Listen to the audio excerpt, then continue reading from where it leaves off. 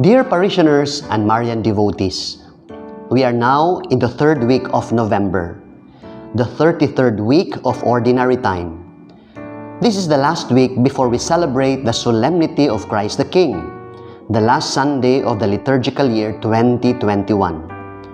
As we conclude the liturgical year of 2021, we continue to thank God for the gift of the Christian faith and the commemoration of the first baptism of 1521. We are about to begin a new liturgical season, the season of Advent. It's a season that prepares us for Christmas. Our highlight for this week is the Archdiocesan Mission Congress, which will be held on November 20, this Saturday. Please pray for the success of this online event.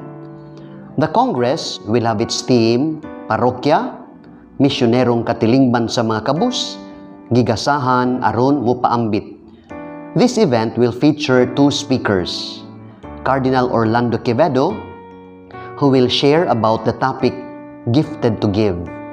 He will be speaking online from Zamboanga. And Reverend Father Antonio Pernea SVD will expound on the theme of the Mission Congress. He will give an online talk based on Manila. Finally, let me point out that we have places, signages around the vicinity of the parish, such as the designated areas for parking or no parking. Please respect these signages. Through these signages, we encourage the parishioners the habit of discipline and promote the culture of order inside and within the church.